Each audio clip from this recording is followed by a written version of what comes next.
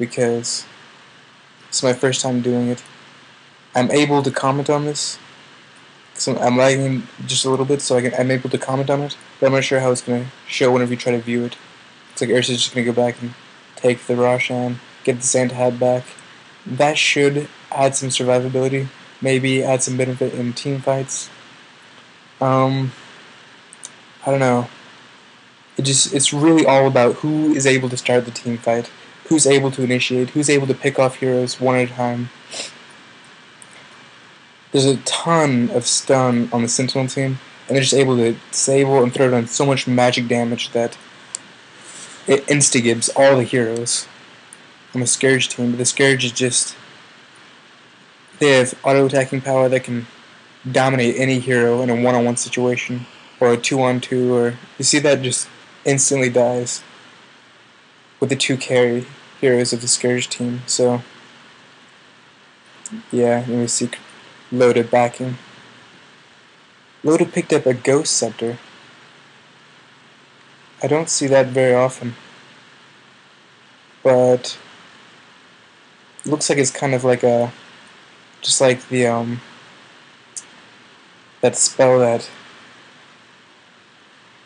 Pugna has. So not really familiar with that.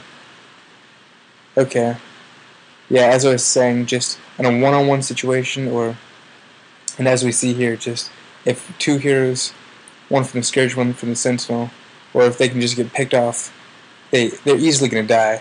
So the Scourge still has a hand in the bag, I guess you could say. Anytime that there's only... this just looks like bad playing by Windrunner. But he does have Wind Run, which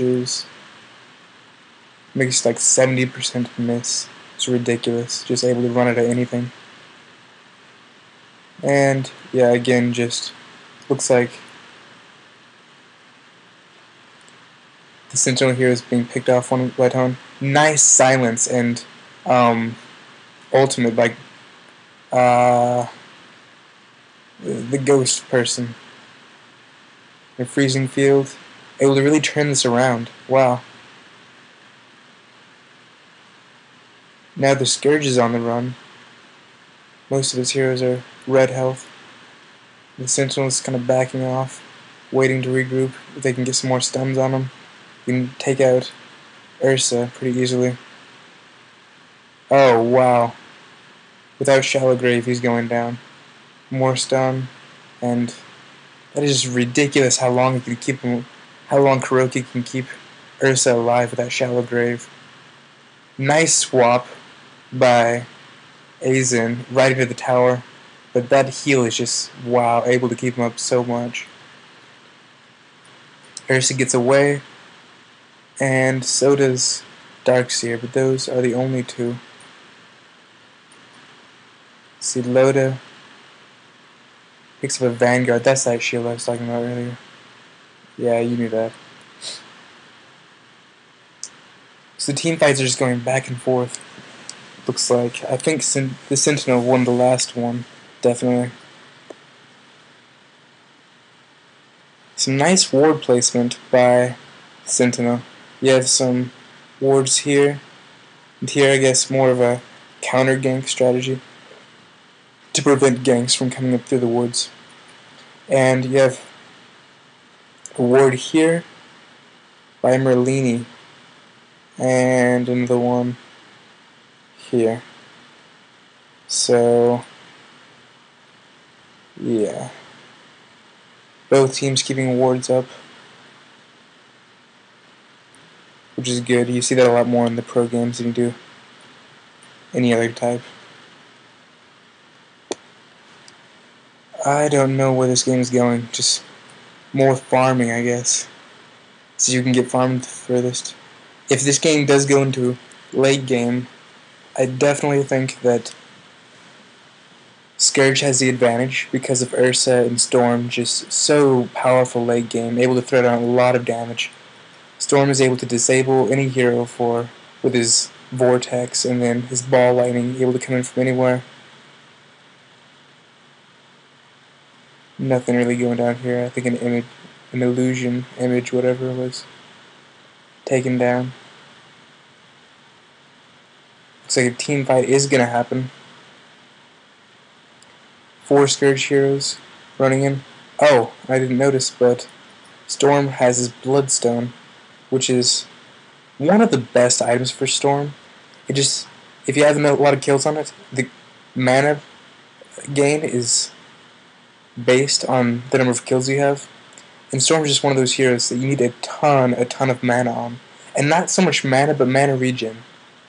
Because after you do your ball lightning across the map, you want to be able to have mana again, regen really fast, so you can, you know, cast your spells and ball lightning out and everything. And so, that's one of the best items for Storm, I think. Let's see. Oh, okay. Yeah, Krabby was definitely for the Vanguard. I don't know why I didn't see that coming. Probably because he didn't have a Ring of Health. Or if he did, then I'm just dumb. Alright, team fight going on. They're definitely focusing most of their stuns on Ursa, which is a good move. Try and take him out soon. And it looks like Kuroki has just basically been given the task of keeping Ursa alive.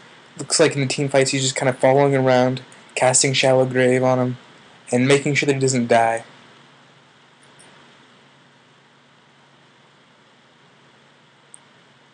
And I guess that worked here. I don't know where Ursa is, but Loda just dominating 3 heroes right there.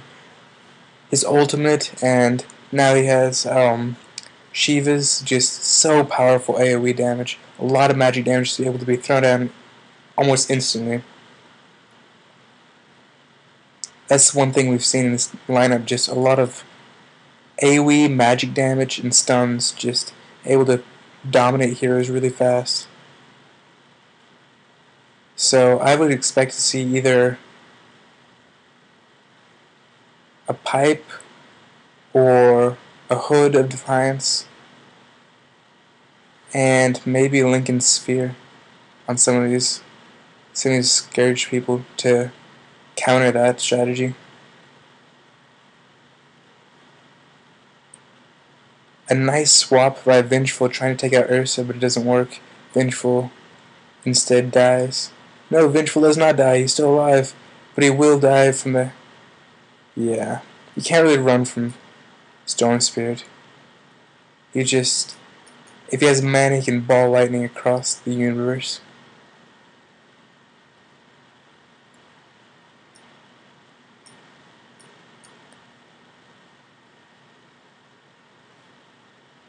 I've been talking a lot about the Scourge team because I'm a really big fanboy of Blight International.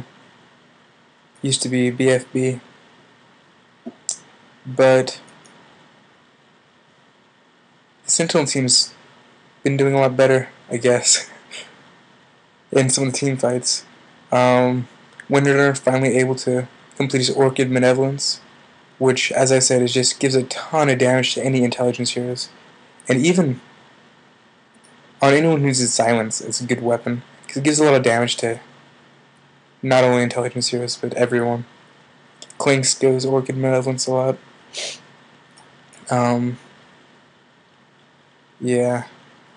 It's like Crystal Maiden's just doing her ward thing, not really buying any items. And surprisingly, same with Earthshaker. Guess he doesn't really need anything after he gets his Blink Dagger. But not a lot of items on any of those guys. The only exception is, of course, Crobulus, who has Super Farm, Phase Boost, Shiva's Guard, Vanguard, and Ghost Scepter. I guess that Ghost Scepter plays in really well with their magical damage strategy. You Ghost Scepter someone and they're just instantly killed with 44% bonus damage from magical attacks. That is huge in a battle like this, or in a game like this. Because I don't think any of these guys really auto-attack. Well, Windrunner does, but I don't know.